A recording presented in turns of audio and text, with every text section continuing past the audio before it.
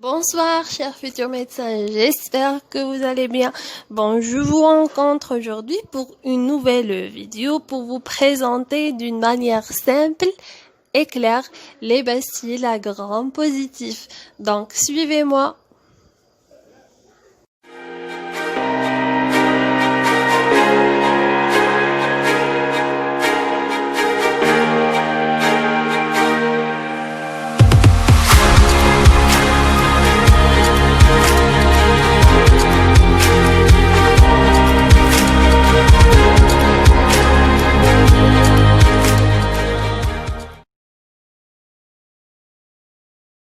Avant de commencer à parler sur les 3 bacilles à gram positif qui provoquent des maladies dangereuses chez l'animal et l'être humain, parlons un peu de la technique appelée coloration de Gram qui permet de classifier les bactéries en 2 catégories générales. C'est une technique qui repose dans leur classification sur les caractéristiques membranaires de la bactérie et leurs parois.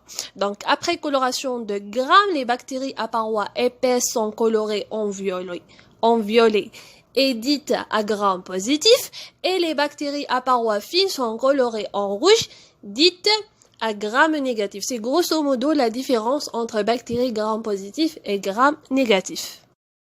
Donc, commençons par la Corynebacterium diphtheria, ce genre de Corynebacterium qui est une bactérie bacille gram positif à catalase positif qui ne produisent pas de spores et à esculine négatif.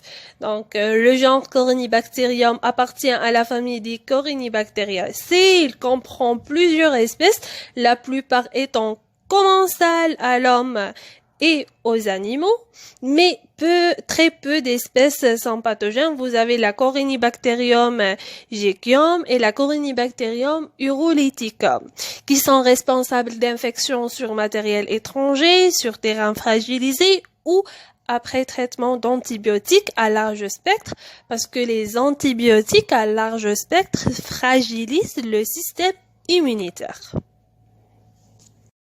Donc, la Corynebacterium diphtheria est l'espèce type. Elle est responsable de la diphtérie, maladie infectieuse et contagieuse dans le monde.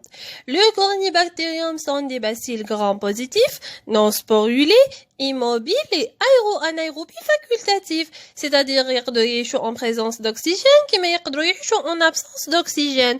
Ils ont une forme irrégulière avec des renflements à une ou aux 2 extrémités, la forme en masse, avec un groupement caractéristique en lettres d'alphabet. Parfois, vous la trouvez en lettres V. Au gramme, la coloration est irrégulière à cause des granules métachromatiques. Donc, les granules métachromatiques, la Corynebacterium, ils se colorent en rouge sous l'action de certains colorants bleus. D'habitude, nous la coloration la microbiologie, la couleur اللي نحطوها هذيك هي اللي تخرج. Mais la Corynebacterium diphtheria, parce que كاين les granules هادو, donc تتبدل la couleur. D'accord? Donc, la Corynebacterium est une bactérie strictement humaine, colonise surtout dans l'urinopharynx. La maladie survient par des petites épidémies, mais la vaccination a diminué son incidence heureusement. La transmission de la Corynebacterium diphtheria d'homme à l'homme est souvent directe, par l'intermédiaire des gouttelettes de salive malade ou porteurs sains. Les porteurs sains sont les personnes qui ont la maladie, la bactérie ou bien le virus, mais يكون عندهم حتى symptômes. Donc, il apparaît sain, rarement indirect, par l'intermédiaire d'objets, de poussière ou d'aliments souillés. L'aliment souillé est l'aliment contaminé par la bactérie. Passons maintenant au pouvoir pathogène dont 2 types de manifestations sont possibles. Commençons par la forme locale qui est liée à la multiplication du germe au niveau de la porte d'entrée et la manifestation générale qui est liée à la toxinogénèse responsable des formes malignes. Donc, c'est une bactérie qui élabore des toxines responsables des formes graves de la maladie. Pour la diphtérie, il existe trois formes. On a la diphtérie commune, la diphtérie maligne et la diphtérie cutanée. Donc, pour la diphtérie commune, il y a la localisation pharyngée, laryngée, nasale, conjonctivale, œsophagienne et parfois vaginale. Donc, pour la localisation pharyngée, le malade présente des malaises générales et des fausses membranes au niveau de leur pharynx. Et pour la forme laryngée, le malade présente des dysphonies et des dyspnées et parfois de l'asphyxie. Passons à la diphtérie maligne, où le malade présente des jetages de sang, de la myocardite et parfois de la paralysie. Terminons avec la diphtérie cutanée, où la Corynebacterium peut être associée à Staphylococcus aureus et parfois au streptocoque pyogène. Donc, pour le diagnostic bactériologique direct, on pratique le prélèvement des fausses membranes à l'aide d'un écouvillon. Les fausses membranes localisées au niveau du pharynx. Et l'écouvillon doit être acheminé rapidement au laboratoire avant dessèchement. Ensuite, on pratique la coloration de Gram où les Corynebacterium apparaissent comme des bacilles à Gram positif droit, à extrémités renflées en masse, groupées en lettres majuscules V, en chiffres romains 4 ou 5 ou en paquets d'épingles.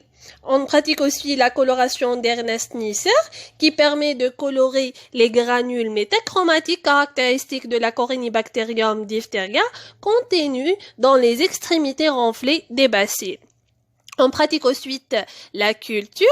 Donc, c'est un germe, comme on a déjà cité auparavant, anaérobie facultative. Donc, leur culture est possible sur milieu ordinaire, le gélose nutritive.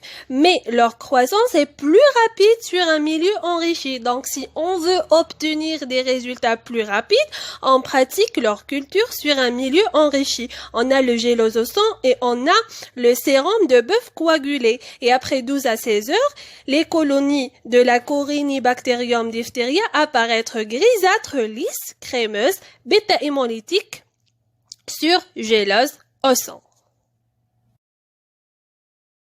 Donc, certains laboratoires pour sélectionner l'espèce type Corynebacterium diphtheria procèdent la technique de culture sur un milieu sélectif.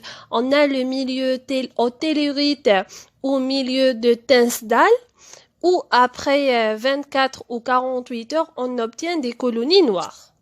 Et parfois, certains laboratoires pratiquent la technique recherche de la toxinogénèse, c'est-à-dire la quantité de la toxine élaborée par Corynebacterium diphtheria. Donc, il y a deux méthodes. La méthode in vitro استعملوا فيها la réaction d'immunoprécipitation sur gel ou bien le test d'Elek. Donc, on ensemence parallèlement sur un milieu gélosé la souche à étudier, qui est la Corynebacterium diphtheria. L'ensemencement هو نزرعه. D'accord? Entre deux souches de référence, il y a de toxinogénèse positive et de toxinogénèse négative. Après, de la lecture sur la boîte pétrie utilisée. Et in vitro, on pratique la détermination du pouvoir létal 50%, ou bien la dose minimale mortelle. Qu'est-ce qu'un pouvoir létal 50%? Donc, c'est un indicateur quantitatif de la toxicité d'une substance, dans la Corynebacterium diphtheria. Cet indicateur mesure la dose de substance causant la mort de 50% d'une population animale. D'accord? Une population de 100% les souris ou bien les rats. ننجكتيو لهم كامل la Corynebacterium diphtheria ونستناو 50% منهم يموتوا. D'accord, هذا هو la détermination du pouvoir létal 50% ou bien la dose minimale mortelle. Passons maintenant au diagnostic indirect où on pratique le dosage de l'antitoxine tsérique ou bien la réaction de Chickadine à l'injection intradermique de toxines diphtériques. Et on mesure la réaction de ce toxine sur l'organisme de l'animal. Passons maintenant au traitement. Donc, il y a deux types de traitements. On a le traitement curatif et la vaccination. Pour le traitement curatif, on utilise la pénicilline G, S'il y a une allergie, on utilise les rétromycines. Et la sérothérapie pour neutraliser la toxine. Terminons avec la vaccination où, selon le schéma national, on utilise le vaccin TD-Coq HI-HBV, 2 injections dans le 2e et le 4e mois avec une rappel à 12 mois plus tard. Donc هذا كان le cours تاع Corynebacterium diphtheria. La vidéo prochaine inchallah راح تكون على Listeria monocytogène. إذا كانوا عندكم des questions, n'hésitez pas de les poser dans les commentaires. Abonnez-vous à la chaîne بهكا يوصلكم كامل les vidéos جدد. Et bon courage.